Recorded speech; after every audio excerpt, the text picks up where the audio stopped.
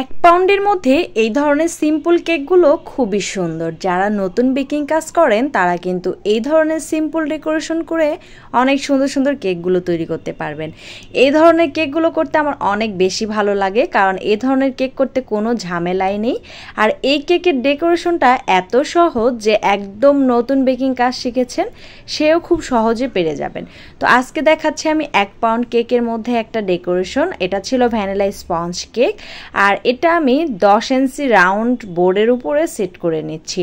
আপনারা চাইলে এখানে 8 ইঞ্চি রাউন্ড বোর্ডের উপরে সেট করতে পারেন, কারণ আমি সবসময় 1 পাউন্ড কেক 10 ইঞ্চি রাউন্ড বোর্ডের উপরে সেট করি। এতে করে আমার সামনে অনেক স্পেস থাকে, যার কারণে আমি সামনে লেখাটা ভালো করে লিখতে পারি। এটা আমার সুবিধা মতো আমি কাজ করি। আপনারা চাইলে করতেও পারেন, নাও করতে পারেন। 1 পাউন্ড কেক অনেক ছোট হয়, তো সেক্ষেত্রে আপনারা 8 ইঞ্চি রাউন্ড বোর্ডের উপরে সেট করতে পারেন, সেটা আপনাদের বিষয়। তবে আমার সুবিধার্থে আমি এই কাজটা করে থাকি। তো এখন আমি কেকটা ভালো করে ফিনিশিং এনে নিয়েছি। এবার আমি এখানে ট্রান্সের জেল কালার ইউজ করছি। আমি সবসময় চেষ্টা করি কেকে হালকা কালারের মধ্যে রাখার জন্য এবং ভালো ব্র্যান্ডের কালার ইউজ করার জন্য। সবসময় চেষ্টা করবেন ফুড কালারগুলো ভালো ব্র্যান্ডের নেওয়ার চেষ্টা করবেন। এতে করে আপনার কেকের কোয়ালিটিটা ভালো থাকবে এবং ক্রিমের টেস্টটাও নষ্ট হবে না। আর এই ট্রান্সের জেল কালারটা খুবই ভালো, আপনারা ইউজ করে দেখতে পারেন। অনেক বেশি ভালো লাগে আমার কাছে এই ট্রান্সের জেল কালারটা। তো নিচে আমি এভাবে একটা ইয়েলো কালারের বর্ডার শেড দিয়ে নিলাম। আপনারা চাইলে এভাবেও দিতে পারেন, আবার না চাইলে এখানে ইয়েলো কালারের ক্রিম ব্যবহার করেও এইভাবে শেড কালার করে নিতে পারেন। এখানে আমি হোয়াইটের মধ্যে ইয়েলো কালারের শেড দিয়েছি, বর্ডার শেডটা। আমার কাছে এই ডিজাইনগুলো খুবই ভালো লাগে।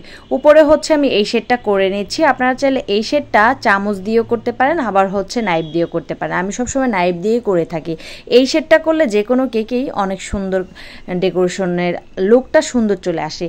তো দেখতেই পাচ্ছেন এখন আমি কি করছি। এখানে ট্রান্সের ইয়েলো কালারটা নিয়ে আমি গাঢ় করে ইয়েলো কালার করে নিয়েছি, কারণ এই কালারফুল ক্রিমটা দিয়ে পুরো কেকটা কালারিং করব। পুরো কেকের উপরে ডেকোরেশনের জন্য কিছু ফুল ইউজ করব, যার কারণে আমি এখানে ইয়েলো কালারের শেড দিয়েছিলাম। ইয়েলো কালারের ফুলগুলো দিব, যাতে করে ইয়েলো কালার শেডের সঙ্গে একটু ম্যাচিং হয়।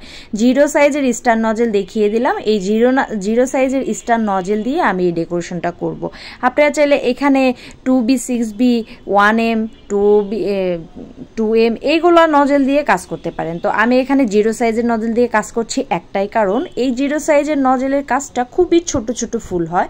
এই ছোট ছোট ফুলগুলো যদি কেকের উপরে করেন তাহলে অনেক বেশি ভালো লাগে। আপনারা চাইলে এই ডেকোরেশনটা করতে পারেন। আর অনেকে জিজ্ঞাসা করেছিল এই যে ছোট ছোট ফুলগুলো তৈরি করেছি কত নাম্বার নজেল দিয়ে। এটা 0 সাইজের নজেল। আপনারা সেট নজেল যে থাকে, সেট নজেল, তার মধ্যে এই ধরনের 0 সাইজের নজেল থাকে, ওইখান থেকে সংগ্রহণ করে নিতে পারেন। এরপরে ডেকোরেশনগুলো করতে পারেন।